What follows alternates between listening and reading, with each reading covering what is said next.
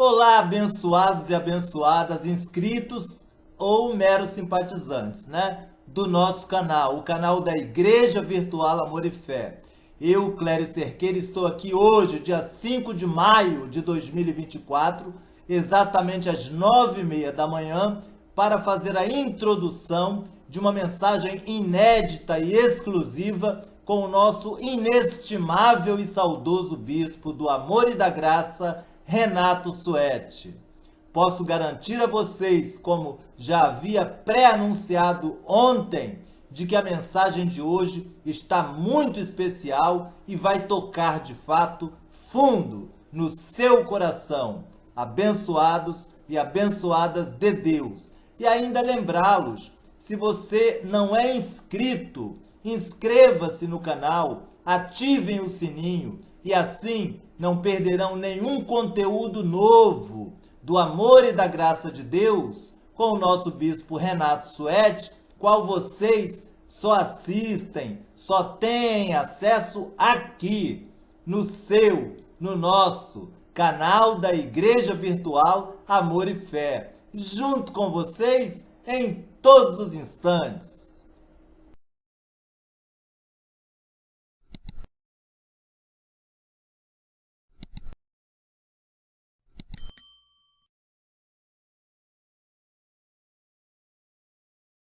Glória a Deus. Vamos à glória de hoje. O que significa vamos à glória de hoje?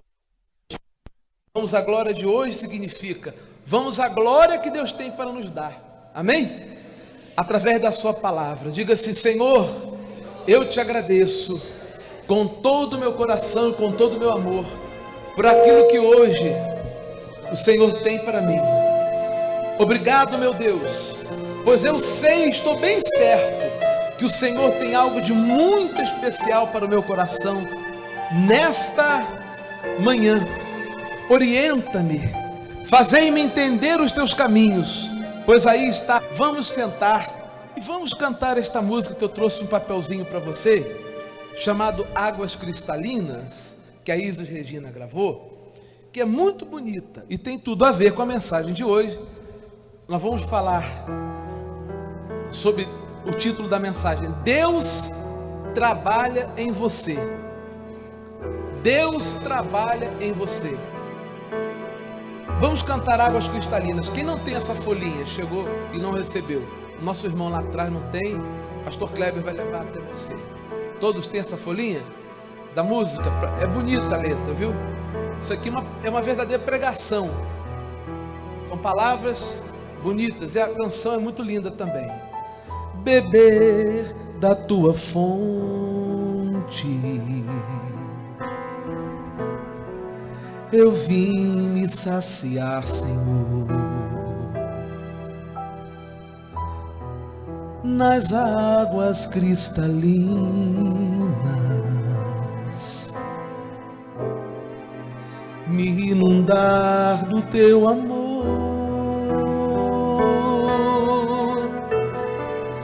Me esvaziei de mim, do meu eu, vem me encher, Espírito de Deus, para estar bem junto a ti, te conhecer, me encher do teu poder.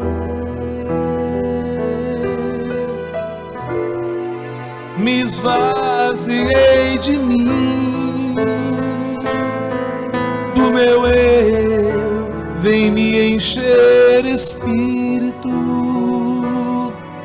de Deus, para estar bem junto a ti, te conhecer, me encher do teu poder. Olha que lindo, bem sei que me esquadrinhas. Bem sei que me esquadrinhas, conheces o meu proceder, conheces o meu proceder. Mesmo em profundo sono, visitas, que deve ser com essa aqui, viu? Visitas o meu ser,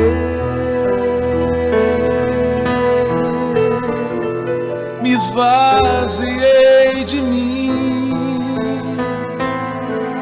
do meu eu, vem me encher, Espírito de Deus, para estar bem junto a ti, te conhecer, me encher do teu poder, me esvaziei de mim, do meu eu, vem me encher, Espírito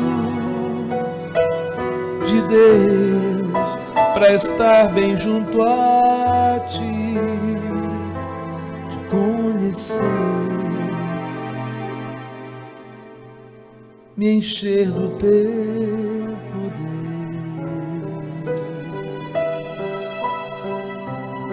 Olha que maravilha.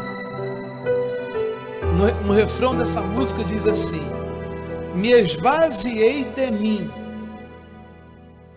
do meu eu, o meu ego. O nosso ego é o nosso maior inimigo. É a nossa vontade renitente, é a nossa teimosia. É o nosso ego que produz todo tipo de rancor, de ódio, de mágoa contra as pessoas, porque você que alguém lhe ofenda. Você não aceita que ninguém lhe faça mal, isso vai lhe produzir ódio, ressentimento, rancor, desejo de vingança. O ego também, da própria palavra ego, você deduz que vem a palavra egoísmo, que é o oposto de cristianismo. O que é o egoísta? É a pessoa que vive para si. Tudo que ele faz, que ele pensa primeiro no que ele pode ganhar. Ele não entendeu ainda que nós somos inseparavelmente ligados uns aos outros. E o mal que eu faço, o prejuízo que eu causo lá, volta para mim. Você é o arquiteto do teu universo, da sua vida. Qual o material que você está preparando? As pessoas têm a ideia, no mundo que a gente vive, um mundo capitalista, um mundo cruel, que a gente pode fazer mal às pessoas ou nos aproveitarmos delas, que as coisas vão ficar por isso mesmo. Mas não é assim. Se eu lanço uma semente de malícia, alguma coisa para tentar explorar você ou fazer mal a você, eu estou explorando a mim, eu estou fazendo mal a mim, mas o nosso ego nos ilude. O nosso ego nos ilude. O nosso ego também é o responsável por nós cairmos nas ciladas do mal. Nunca um cristão ele cai nas mãos do mal, nas ciladas do inferno, do diabo, seja lá do que você quiser chamar, pela força do diabo, porque o diabo não tem força nenhuma.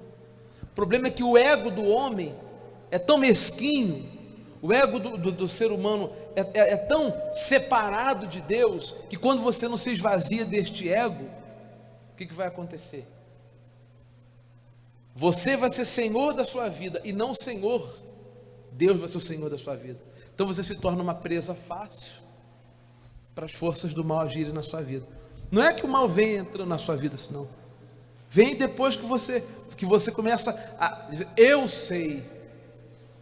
A nossa decadência começa sempre quando a gente acha que nós sabemos, que a gente já sabe tudo, que a gente não precisa mais. Olha, a coisa que você pode ter mais certeza na sua vida do amor de Deus é quando você é afligido. Que isso, bicho? Está dizendo que eu tenho que sofrer? Não, eu não estou pregando sofrimento. Mas quando você tem uma aflição, é porque o seu ego está sendo machucado. Se o seu ego está sendo machucado, Deus está trabalhando em você. Dói. Por isso Jesus disse assim: bem-aventurados os que choram, porque serão consolados. Esse choro é o choro do ego. O nosso ego é como uma criança pedindo doce, pedindo aquilo que ela não pode receber. e quer receber, e quer ter. O ego é assim. Você quer para você, você quer as coisas para você, você quer absorver tudo para você. E Deus vai atuar aí, porque te ama. E você vai ser afligido, muitas vezes. Essa aflição é necessária para você aprender a esvaziar o seu ego e falar: Senhor,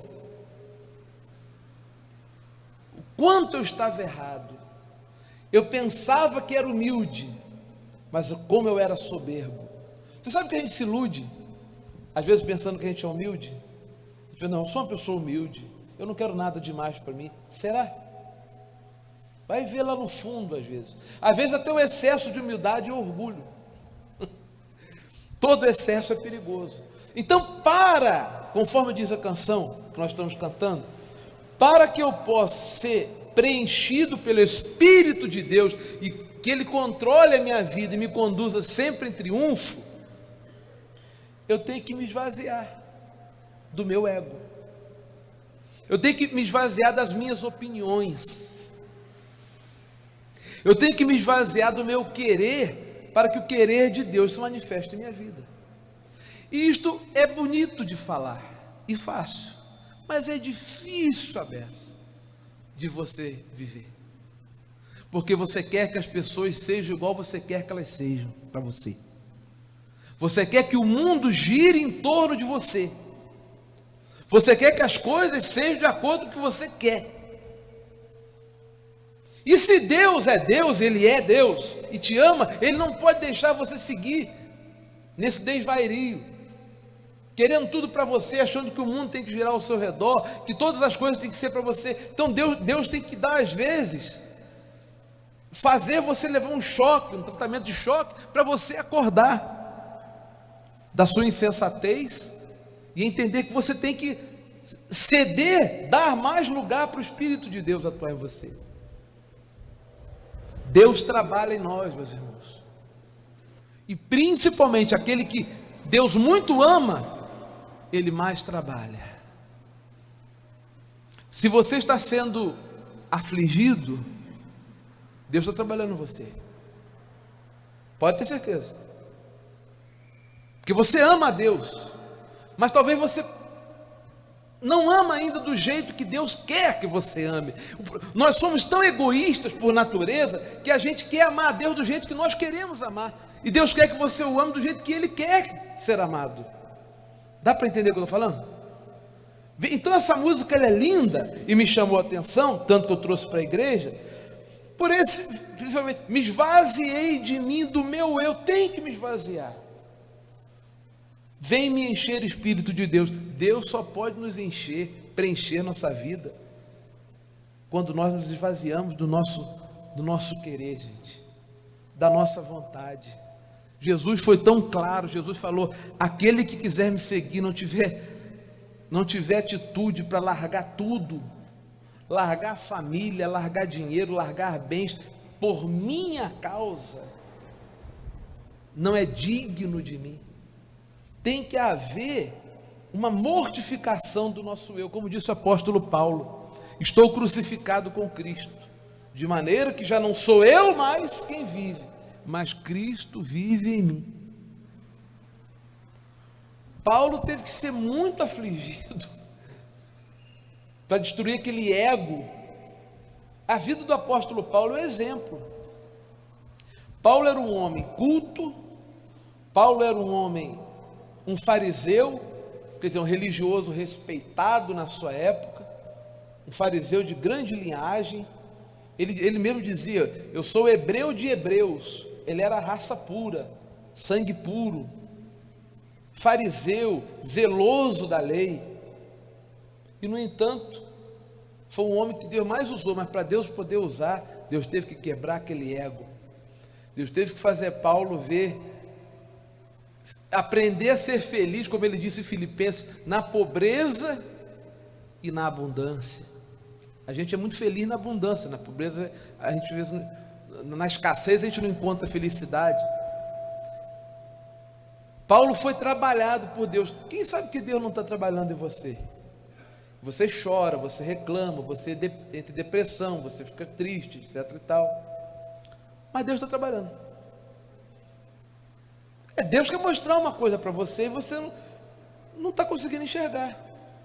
Agora, fique tranquilo, se você ama a Deus, se você que é egoísta, se nós que somos maus conseguimos amar a Deus, imagina o quanto Deus lhe ama então. Ele que é puro amor. Então Ele vai trabalhar em você. Vamos cantar mais uma vez a música? Para ficar mais bonito, para você aprender, gravar isso. E é bom que está sendo gravada a reunião, fica mais bonito ainda, né? Águas cristalinas, beber da tua fonte, eu vim me saciar, Senhor. Nas águas cristalinas me inundar do teu amor. Me esvaziei, olha, me esvaziei de mim, do meu eu, do meu ego, do meu querer. Vem me encher, Espírito de Deus, para estar bem junto a ti e te conhecer. Me encher do teu poder. Pessoa que é poder de Deus na sua vida, mas para o poder de Deus se manifestar, tem que sair o ego. Porque Deus é como diz aqui, Ele nos esquadrinha, Ele conhece lá dentro, conhece o nosso proceder, que nós às vezes enganamos para as pessoas, não dizemos para ninguém, não, nós disfarçamos de todo mundo, mas Deus sabe o que está lá dentro. Porque mesmo em profundo sono, Deus visita o nosso ser. Uma correção, visita é com S e depois com Z, então está trocado aqui, um erro de gramática. Beber da tua fonte,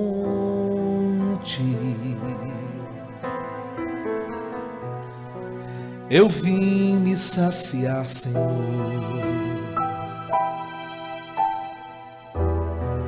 Nas águas cristalinas,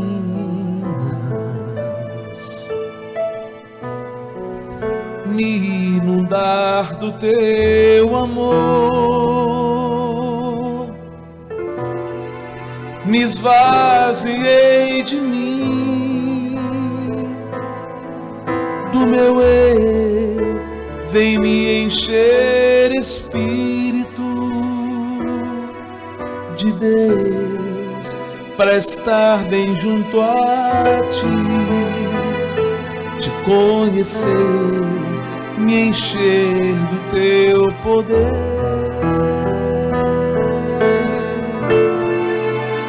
Me esvaziei de mim, do meu eu, vem me encher, Espírito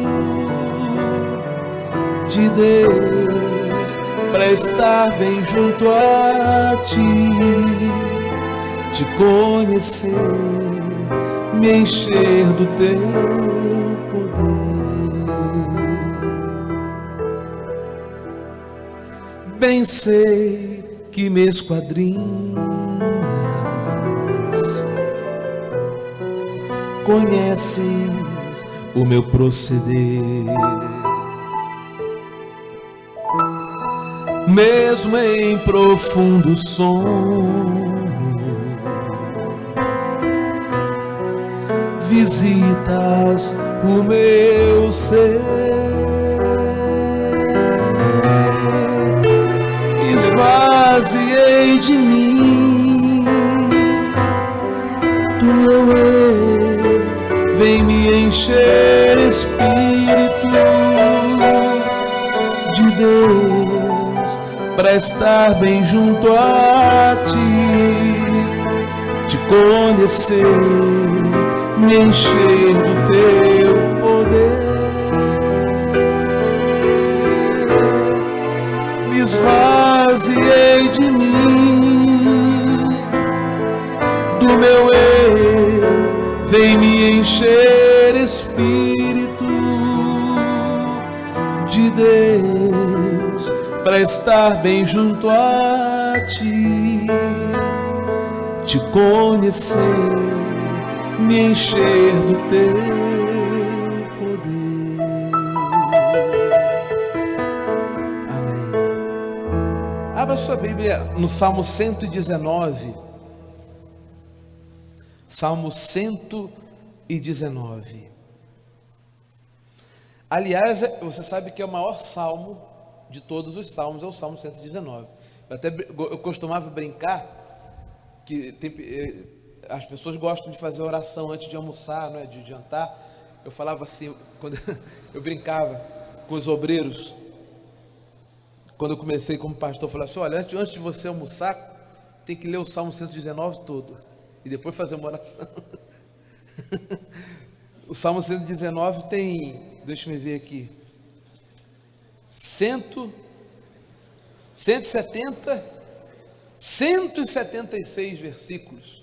É o maior salmo da Bíblia. Vale a pena em casa você ler esse salmo bem devagarzinho, lendo, meditando. É um salmo fortíssimo, poderosíssimo.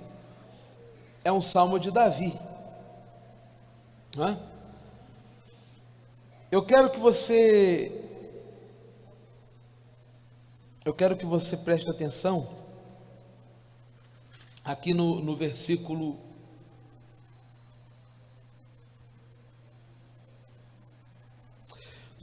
67. O que diz o salmista Davi? Você sabe que Davi é chamado na Bíblia de o homem segundo o coração de Deus?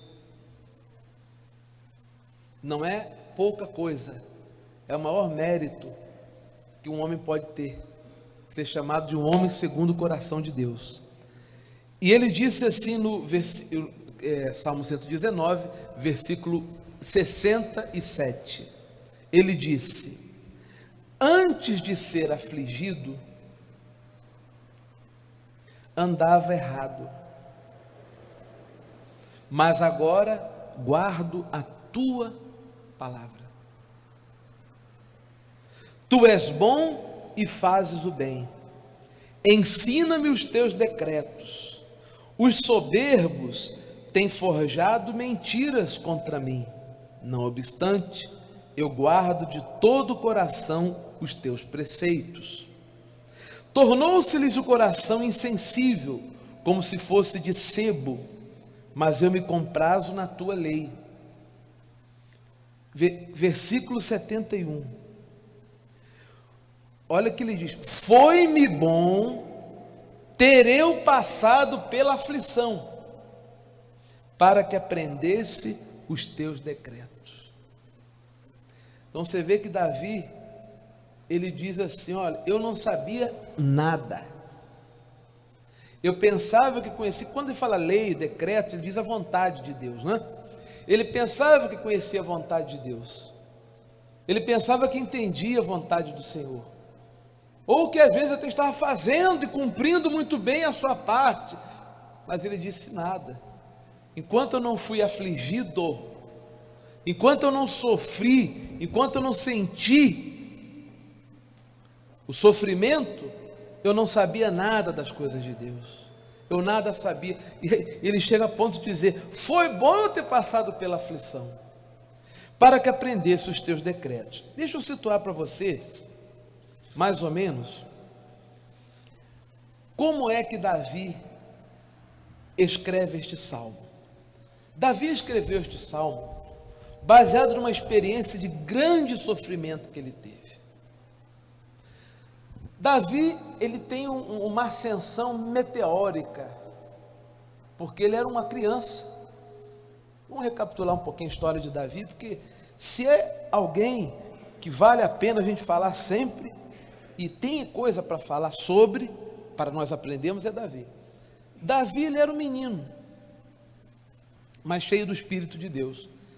E ele ficou muito revoltado, porque naquela época havia um gigante filisteu que amedrontava os israelitas, os judeus. E aquele gigante, todos tinham medo do gigante, inclusive os irmãos de Davi, que eram guerreiros. Davi se destacou porque aquele menino falou, como que pode um filho do diabo, um filho do inferno, um incircunciso filisteu, colocar medo no povo de Deus? Isso agradou a Deus, porque o homem de Deus, ele é corajoso, ele não se intimida com os gigantes da vida. O povo estava fugindo, o povo estava correndo, o povo morria de medo daquele gigante filisteu, e Davi se apresenta ao rei Saul e diz: eu vou lutar contra ele. Você sabe da história, né? Davi vai com as 5 pedrinhas e com uma seta que eles chamam de funda, pum, ele lança aquilo na cabeça do filisteu e mata o gigante. E ele falou: você vem contra mim com armas, etc e tal, mas eu vou contra ti em nome do Senhor dos Exércitos. E a vitória, quando você estiver diante dos gigantes da vida, lança a sua pedra em nome do Senhor dos Exércitos, e você vai destruir o seu gigante. Então isso foi, e Deus era com ele de tal maneira que rapidamente Davi vai para a casa de Saul e se torna o sucessor de Saul, o maior de todos os reis de Israel, o rei Davi, o homem que até antes da sua morte, na sua velhice, ele estava fazendo obras para Deus. Ele construiu o templo e deixou para o seu filho Salomão, o grande templo de Salomão. Davi um portento, porém, é aquilo, às vezes até pela pessoa ser muito usada por Deus, ela deixa o orgulho tomar conta do seu ego, ela não se esvazia do ego. Acontece com Davi o seguinte: Davi vencia todo mundo, Deus era com ele. Davi amava a Deus de coração. A primeira coisa que ele faz é trazer a arca da aliança, que era o símbolo da aliança de Deus com o seu povo. Prospera muitíssimo no seu reinado, porém ele chegou a um período, que é o período que você pode estar passando ou vir a passar, que é o mais difícil, é o pior, é quando você diz assim: eu já sei, eu já estou muito bem, eu já estou em paz com Deus, até porque eu estou fazendo tudo certo, eu já sei tudo, eu conheço os caminhos do Senhor. E assim, tem muita gente que pensa assim. Tem gente que não está aqui hoje na igreja, não, eu não preciso, já sei, sabe? Vai chegar no final da vida. Sócrates, que foi um dos homens mais cultos, um dos homens mais sábios, ele disse no final da vida: tudo que eu sei é que nada sei. Uma vida não basta para você saber nem 10% do que você deveria saber. Então Davi, ele começa a achar: já sei, já estou bem, Deus me ama, e ele começa a ficar em casa, a ficar parado. Ele já não tinha mais ânimo para ir às guerras, porque ele sempre vencia. Aí Deus falou: agora eu vou ter que trabalhar no coração desse meu filho. E olha, como ele mesmo disse uma vez, não é fácil você cair nas mãos de Deus. Não que Deus vai te castigar, não, mas é que Deus tem que trabalhar a massa. Você não trabalha a massa? Quem é que sabe fazer bolo? As mulheres, né? Tem algum homem que sabe fazer bolo? Você sabe, meu irmão? Você sabe? Você sabe? Você tem que bater a massa às vezes, não tem?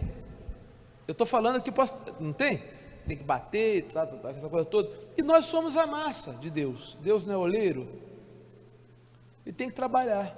Deus falou: eu vou ter que trabalhar no coração do meu filho. E Davi começa de repente a cometer uma série de desvarios, de coisas que você jamais poderia esperar que viessem de Davi. Pois que Davi estava no terraço da sua casa, parado, mente vazia, oficina do diabo, né? Você quer começar a sua decadência? Para. Por isso que eu digo: como é que pode a pessoa não vir na casa de Deus, meu Deus do céu? Não lê a Bíblia, não ora. Que vida ela vai ter? Davi estava parado, começou a ficar parado, achando que estava tudo bem. Quando a gente acha que está tudo bem, é que é o problema. E ele de repente viu uma mulher tomando banho, era Betsabá. Gostou de ver aquela figura e quis essa mulher para ele. Só que essa mulher era a mulher de Urias, né? Era a mulher de Urias, e Urias era o capitão do exército de Davi. E você sabe que quando o ego do homem se inclina para uma coisa, o ego é perigosíssimo. Quando você quer uma coisa e quer mesmo, você vai fazer tudo. E se você tiver poder, pior, porque você vai passar por cima de todo mundo. Davi então começa a tramar e fala assim: eu quero ficar com essa mulher, eu quero possuir essa mulher, eu quero ter essa mulher. A mulher se tornou um desejo de consumo para ele. Veja aquele homem segundo o coração de Deus, onde que ele pode chegar. É homem segundo o coração de Deus, mas é homem. Quando eu digo homem, mulher também. Homem, eu digo no sentido de gênero, né? Então o que ele faz? Ele pega esse Urias e começa a tramar para Urias morrer. Ele coloca Urias na frente da batalha, porque ele sabia que Urias era fiel a Davi. Primeiro ele vem, ele vem, Davi manda chamá-lo e fala: vem cá, embebeda Urias, para Urias pensar que teria feito um filho na sua mulher, quando na verdade o filho era de Davi. Davi trama coisas maquiavélicas, que jamais você poderia esperar de um homem segundo o coração de Deus. Davi, Urias falou: não, eu tenho que estar na batalha. Ele era um homem extremamente fiel, zeloso, Urias. Então Davi fala assim: então vai para a batalha e fica na frente da batalha, para ele morrer. Davi cometeu um assassinato, não dele, mas ele levou o homem a morrer, para ficar com a mulher dele. Esse foi o grande pecado de Davi. E Urias morre, ele fica com a mulher engravida, perde o filho. Então, certa feita, Davi estava em casa, dele, já rei, tranquilão. Falou assim: ó, realmente eu sou uma pessoa inteligente. Talvez ele pensasse: Deus é tão bom para mim que ele até me perdoou. Realmente Deus o perdoou, mas Deus nem viu o meu pecado. Eu matei Urias, eu cometi o adultério com a mulher dele, e tudo bem. E Deus até, parece que às vezes a gente pensa que Deus é condescendente com os nossos erros, pecados. A gente pensa que Deus faz assim: ó, não vou ver não, faz aí meu filho, faz o seu pecado aí que eu não estou vendo. Mas não pode, né? Deus é onipotente, onisciente, sabe todas as coisas, onipresente. E vem o profeta Natã até Davi e conta uma história. Esse profeta Natã era o homem de Deus naquele tempo. E ele chega para Davi e fala assim: Senhor rei, deixe-me contar uma história para o Senhor. Havia um homem que tinha muitas ovelhas, muito rico, e de repente ele recebe um aviso de que vem alguém visitá-lo. Um homem importante iria visitá-lo, e ele manda preparar um banquete para esse homem. Porém havia um vizinho dele que só tinha uma ovelhinha. E sabe o que esse homem fez? Ao invés de pegar uma das suas muitas ovelhas, matar, fazer aquele cordeiro para o visitante, mandou matar aquela única ovelhinha daquele homem que só tinha uma. Davi ouviu aquilo, né? Olha, viva Deus, que esse homem tem que morrer. Diz para mim quem é esse homem, que esse homem tem que morrer. Aí o profeta Natã virou para ele e falou assim: pois esse homem é você. Porque Davi tinha muitas mulheres, quantas ele queria, naquele tempo era normal. O filho dele também puxou o pai, porque tinha 1000 mulheres, Salomão. Ele tinha a mulher dele e as concubinas quantos quisesse. Mas ele tendo tantas, foi logo na mulher daquele homem que era fiel a ele. E Davi caiu em si, pranteou, chorou, a criança morreu, etc. e tal. Parecia que ia ficar por aí. Mas o grande dissabor de Davi não foi esse. O que você semeia, você colhe, meu irmão. O grande dissabor de Davi foi depois, quando o seu filho Absalão toma o poder de Davi. Aí que a justiça de Deus se manifestou. Sabe por quê? Davi perdeu tudo. Davi perdeu tudo. Tudo aquilo que ele tinha, todo aquele poderio militar, toda aquela consideração, o rei mais famoso, o rei mais aclamado, ele perdeu tudo. Sabe como? Numa viagem que ele fez, o filho dele, um filho chamado Absalão, esse filho dele se colocou na porta do templo e começou a chamar aqueles que deviam ao governo deviam ao rei. E começou a beneficiar, falou, você paga só, se você deve 100, paga 10. Ou você deve 10, não paga nada não. E ele foi perdoando, e assim ele conquistou o coração do povo. Quando Davi volta daquela empreitada, Absalão já tinha tomado, o filho de Absalão toma o poder e se proclama rei. E sabe o que Absalão faz? Começa a empreender uma caçada contra Davi, para matar o seu próprio pai. Já pensou? Um filho seu fazer uma coisa dessa? Uma pessoa fazer isso com você, um amigo que você confiou, já é duro, né? Eu já tive pessoas que me auxiliaram, que me traíram. Não é fácil. Você tem que lutar contra o seu ego, para você não ficar com ódio, com desejo de vingança. Agora imagina um filho, né? Filho legítimo.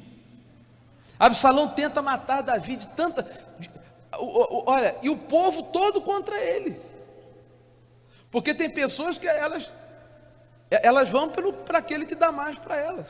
Absalão conquistou o coração do povo, a ponto de Davi ter que fugir da cidade dele, sendo que ele era rei. E ele fugia, e os filhos de Simei jogavam pedra nele.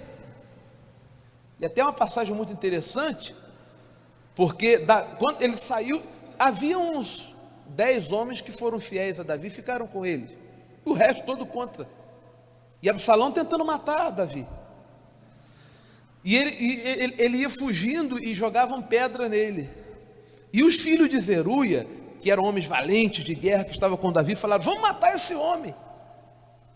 Davi falou, não, deixa ele me jogar pedra. Ele jogava pedra e chamava assim, homem de Belial. Homem de Belial é homem beberrão, que bebe muito. Ele está chamando, é como chamar Davi, seu cachaceiro, seu homem que vive na cachaça, na prostituição. É um xingamento chamar homem de Belial. Ele jogava pedra no Davi, homem de Belial, e fazendo isso com o rei, com aquele que foi o rei, aclamado pelo povo. Dá para você perceber?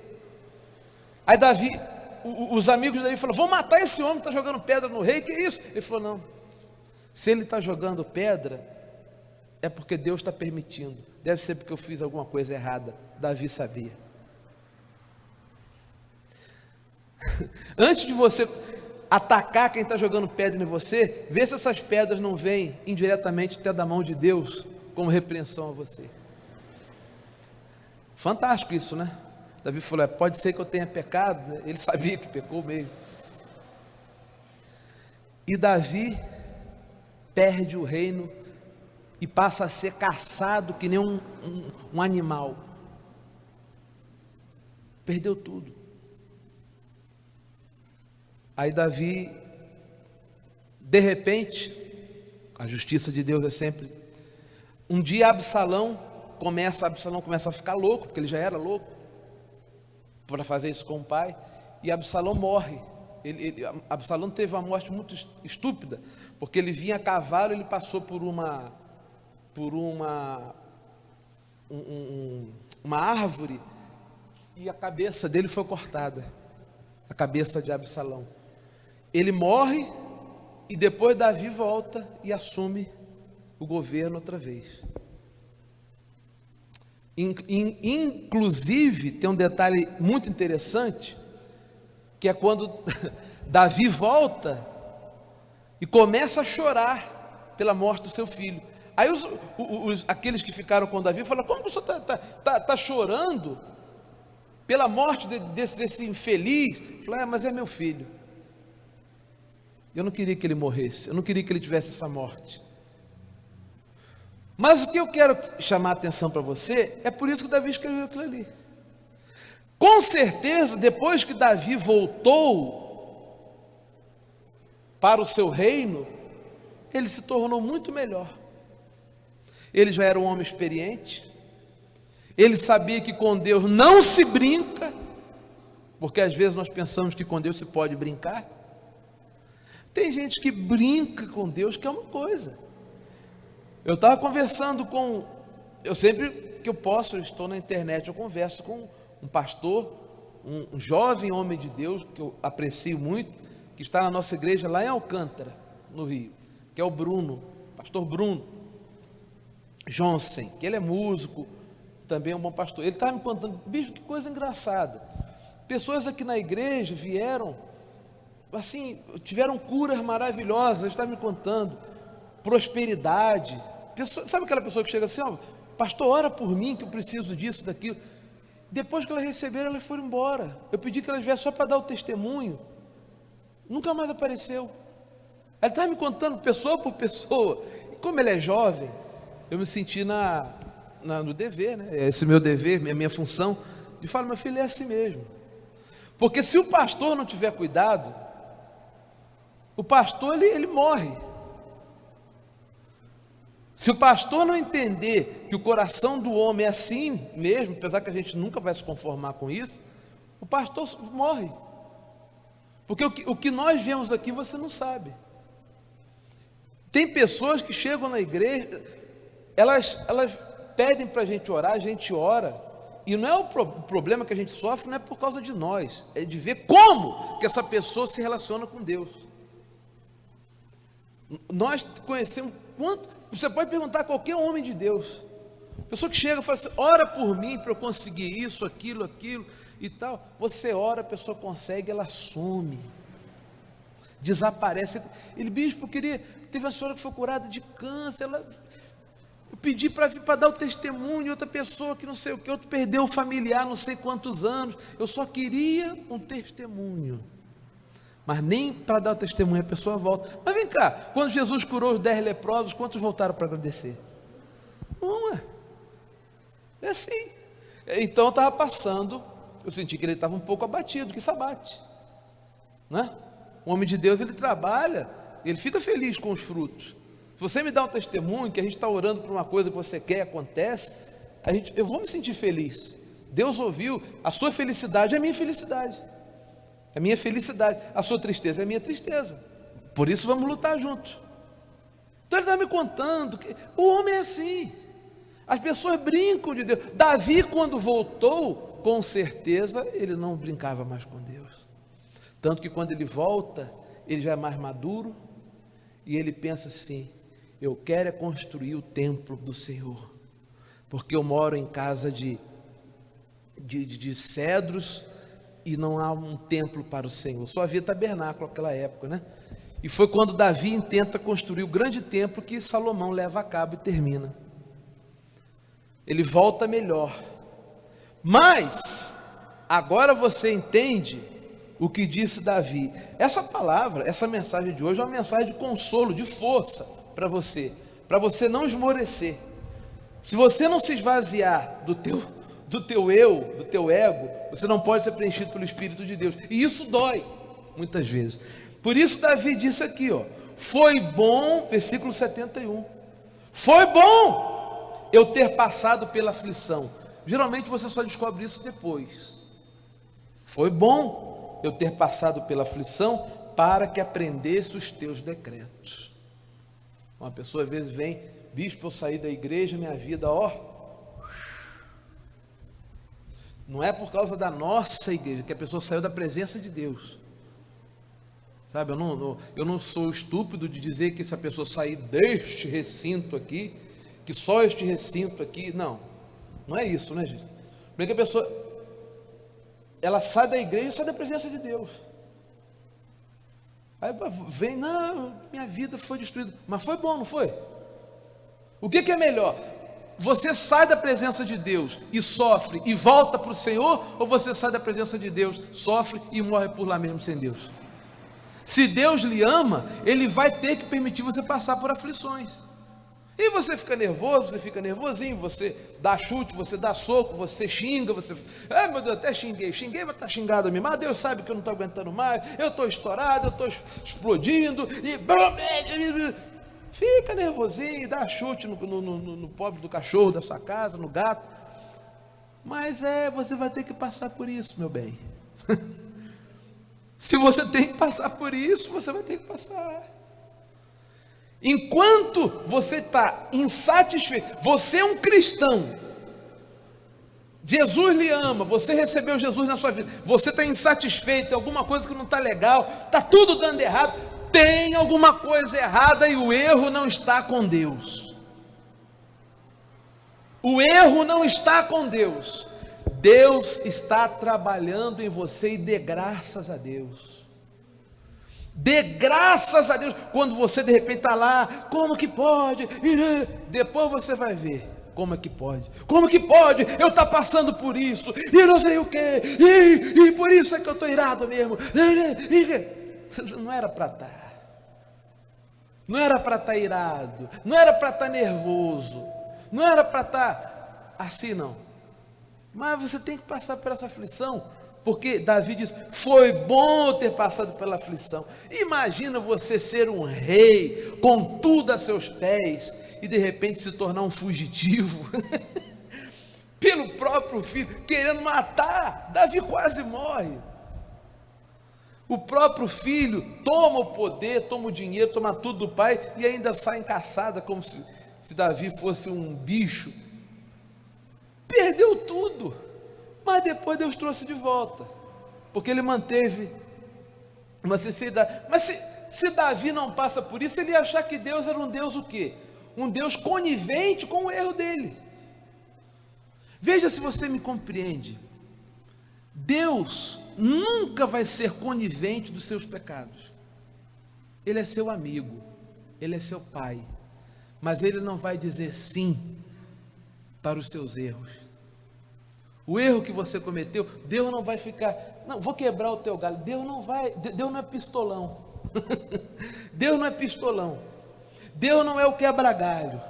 Deus não é aquele que ajeita as coisas. Não, você errou, você fez mal a alguém, você falou mal, e etc e tal, porque o nosso procedimento vale muito, o que a gente fala, o que pensa, mas eu vou quebrar o seu galho porque você é especial para mim. Deus não vai fazer isso. O galho que Deus vai lhe quebrar é quebrar o seu próprio galho. Ele vai ter que de repente raspar esse ramo que está na videira. Não pode sair da videira, que é Jesus, mas ele vai ter que raspar mais fundo, cavar mais fundo, para poder você conhecer o verdadeiro amor dele. Então, se você lembre-se dessa passagem, foi bom ter passado pela aflição, para que aprendesse os teus decretos. Eu vou dizer uma coisa para você. Hoje eu tenho muito pouco ainda, pouquíssimo, mas tenho mais conhecimento de Deus do que antes. Quando eu era um jovem, pregador, etc e tal, hoje eu tenho mais. Por causa de que? Sofrimento. Não que você, eu sempre falo isso, não que você tem que buscar o sofrimento, deixa que ele venha até você. Mas ele vem, ele te acha. Mas esses sofrimentos, essas aflições, elas vêm, não é porque Deus dá de graça, não. É para a gente acordar para alguma coisa. De repente uma ponta de orgulho que está dentro do nosso coração, de repente uma mágoa, eu não tenho mágoa de ninguém. Esses dias eu estava fazendo uma conforme se diz, como é que eu falo? Aquele negócio do computador, como é que é, Diana? Varredura. Tem um dispositivo no computador, antivírus. Aí você aperta lá, ele faz uma varredura. Ele fica varrendo para ver se tem um vírus. Se tem um vírus, ele mostra e tira o vírus. De vez em quando você tem que fazer uma varredura dentro de você. Fica sozinho e vê mesmo. Sabe que eu descobri que eu estava meio com raiva, com ódio, com mágoa, sei lá, de uma pessoa? E eu pensava que não. O nosso coração engana a gente. Eu tive que orar, falei, Senhor, me perdoa, pelo amor de Deus. E me vi, eu sempre faço isso, me vi entregando uma flor a essa pessoa, dando um abraço, e acabou. Para esquecer isso. Eu vi que tinha uma ponta, uma raiz de amargura contra alguém, isso não é bom. Então a gente tem que de vez em quando estar fazendo uma varredura em nós mesmos. E é difícil para a gente achar. Agora Deus, Ele nos ama. Diga graças a Deus. Então Ele tem que, às vezes, permitir que você passe por uma aflição, para você enxergar melhor, para você se corrigir e conhecer melhor a Deus. Deus não será conivente dos seus erros. não vai ser conivente. Deus não vai ser conivente. Ele é seu pai, ele é seu amigo. Então ele tem que permitir, às vezes, você ser afligido, para que você possa ser o que você realmente é, viver como aquilo que você é, que é o mais que vencedor em Cristo Jesus. Para você conhecer o poder dele, a força dele na sua vida, existem momentos que você passa momentos difíceis mesmo. E sei que muita gente aqui deve estar passando por esses momentos difíceis. Deus está trabalhando em você. Deus está trabalhando lá no fundo. Deus está tirando pequenas varizes, raízes de amargura, raízes daninhas, coisas más, coisas ruins que estão ocultas, que os seus olhos não conseguem enxergar, porque o seu ego está na frente. E se Deus está trabalhando em você, dê graças a Deus, porque você é precioso. A gente só trabalha, a gente só cultiva o jardim quando a gente ama as flores. Não é verdade? Deus ama você. Pior é quando você vai seguindo no erro direto e não enxerga e não acontece nada e parece que está tudo bem. Então Deus de repente tem que dar uma travada. Pum! Aí na travada você vai aos pouquinhos percebendo seus erros e se torna uma pessoa melhor. E melhor ainda, para poder ajudar os outros que estejam um dia passando pela mesma situação com que você passou. Amém, meus amados? Esta é a palavra de Deus para o dia de hoje na nossa igreja. Deus trabalha em você. Deus trabalha em nós. Vamos estar de pé, em nome do Senhor Jesus. Me esvaziei de mim, do meu eu, vem me encher, Espírito de Deus, para estar bem junto a ti, te conhecer, me encher do teu poder. Nosso Deus e nosso Pai, nós te damos graças, porque o Senhor é um Deus tão maravilhoso, tão bondoso, que o Senhor, mesmo sem amar a aflição, o Senhor não ama ver os teus filhos aflitos ou sofrendo. O Senhor permite às vezes momentos duros, momentos difíceis, ou seja, desertos é a palavra correta. Desertos são necessários, meu Deus, porque se nós não vamos ao deserto, nós não paramos, e se nós não paramos, nós não temos tempo para ouvir a tua voz tão suave. Se nós não paramos, se nós não fazemos uma varredura dentro de nós, então a gente vai passando em branco nessa vida, não aprende nada, fica achando que sabe, não sabe, fica soberbo, orgulhoso, arrogante, achando que é humilde. A gente se sente justo quando na verdade estamos em pecado. Oh meu Deus, só a tua misericórdia, só o teu grande e sublime amor pode nos fazer entender que o Senhor trabalha em nós. Põe a mão no seu coração, feche os seus olhos e diga assim: Senhor, se tu trabalhas em mim, estás trabalhando, eu quero reconhecer que preciso ser trabalhado, eu preciso ser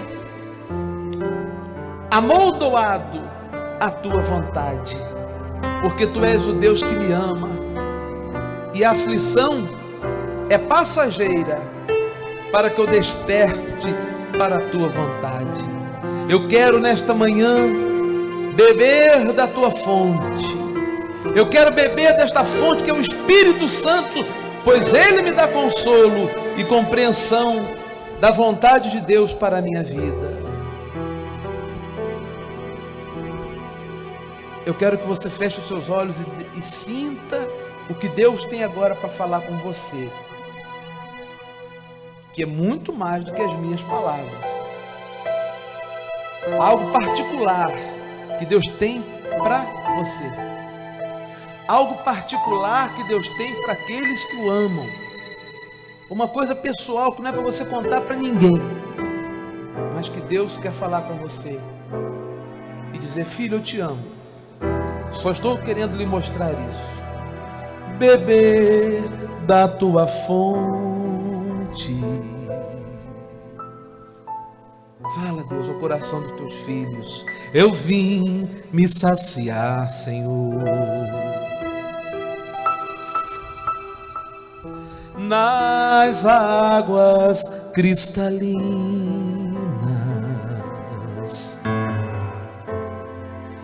me inundar do teu amor, me esvaziei de mim, do meu eu, vem me encher, Espírito de Deus, para estar bem junto a ti, te conhecer, me encher do teu poder.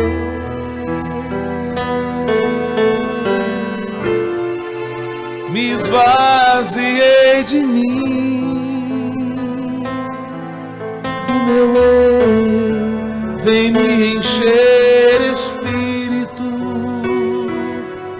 de Deus, para estar bem junto a ti, te conhecer, me encher do teu poder. Deus te esquadrinha, Ele não esquadrinha para nos vigiar, para verificar onde Ele precisa trabalhar e acertar aquilo que não está certo. Bem sei que me esquadrinhas,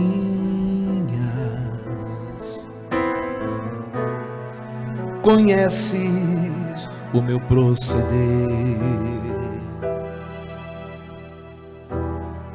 mesmo em profundo sono, visitas o meu ser, me esvaziei de mim, do meu eu, vem me encher, Espírito de Deus, para estar bem junto a ti, te conhecer, me encher do teu poder, me esvaziei de mim, do meu eu, vem me encher, Espírito de Deus, para estar bem junto a ti, te conhecer, me encher do teu poder. Assim é Deus. Meu amado, se você descobre, minha amada, meu amado irmão, que Deus está trabalhando em você, esteja feliz. Porque se Ele está trabalhando, o trabalho será completo. Ele não vai deixar pedra sobre pedra. E se você descobre isso, você vai sair daqui feliz. Você vai sair daqui contente. Você vai sair daqui: não estou sendo castigado. Eu não estou sendo de maneira nenhuma tratado como um bandido. Antes, eu estou sendo tratado como filho de Deus. Ele me ama, e por isso mesmo eu estou passando por estas coisas que vão passar, aleluia, vão passar na sua vida, não tenha dúvida. Todas estas coisas que você está passando, todas estas coisas que você está vivendo, elas vão passar, vão sair. Você não vai permanecer neste sofrimento, e eu posso determinar hoje, agora, neste instante, que este sofrimento tenha fim a partir de agora, em nome do Senhor Jesus. Na medida em que você entende, na medida em que você compreende a vontade de Deus para a sua vida. Que este sofrimento tenha um fim hoje, que você comece a enxergar a luz que vem desta experiência maravilhosa que você está passando. Deus não vai permitir que você permaneça neste sofrimento, permaneça afligido. É uma aflição passageira, é algo passageiro que vai passar em nome de Jesus.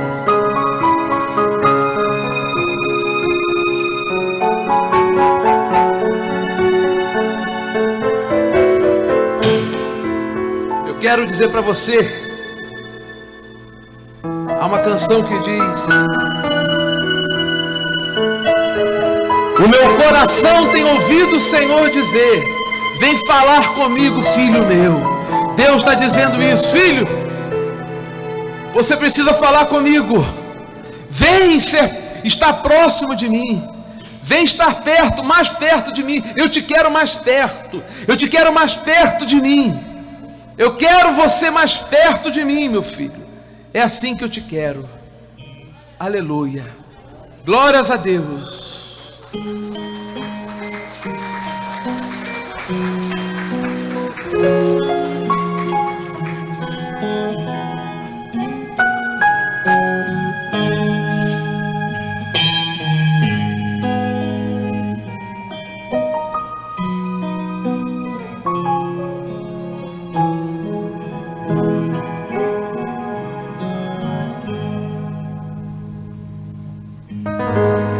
A força da minha vida é o Senhor, de quem me recearei.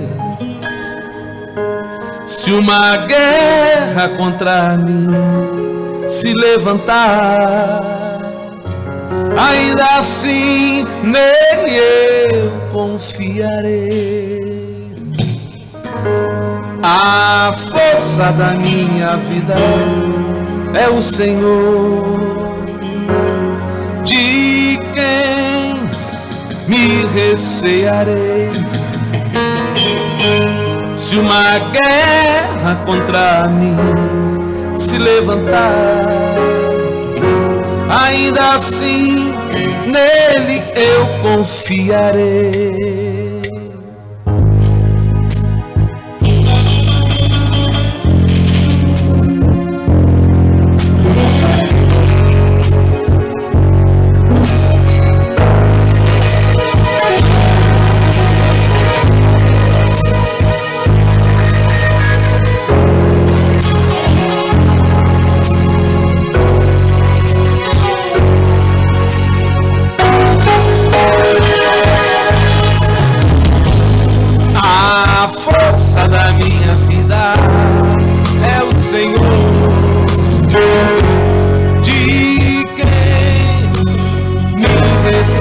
Deus está conosco. Se uma guerra contra mim se levantar, ainda assim nele eu confiarei. O meu coração tem ouvido o Senhor dizer, quem fala comigo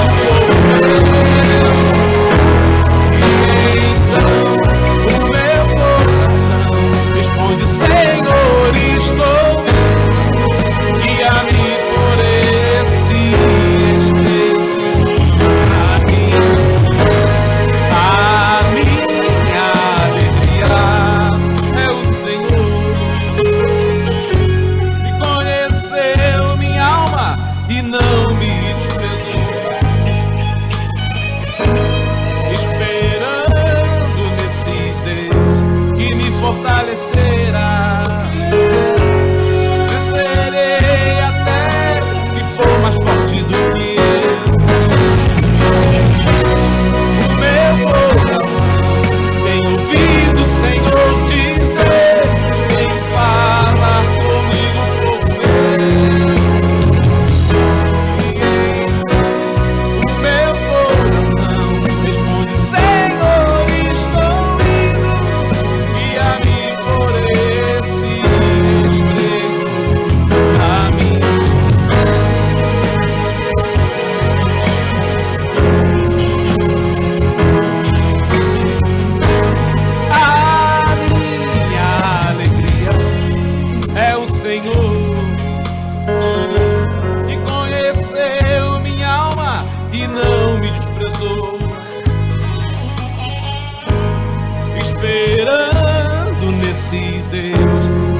fortalecerá.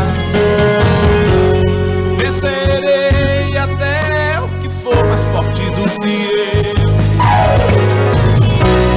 O meu coração tem ouvido o Senhor dizer: vem falar comigo, filho meu.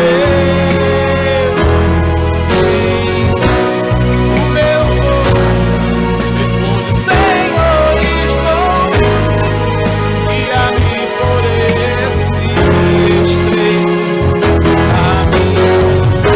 E antes eu nem sequer podia andar, mas a graça de Jesus tornou suficiente para eu passar. E antes eu nem sequer podia, mas a graça de Jesus torna suficiente. Aleluia! Mas a graça de Jesus para eu passar.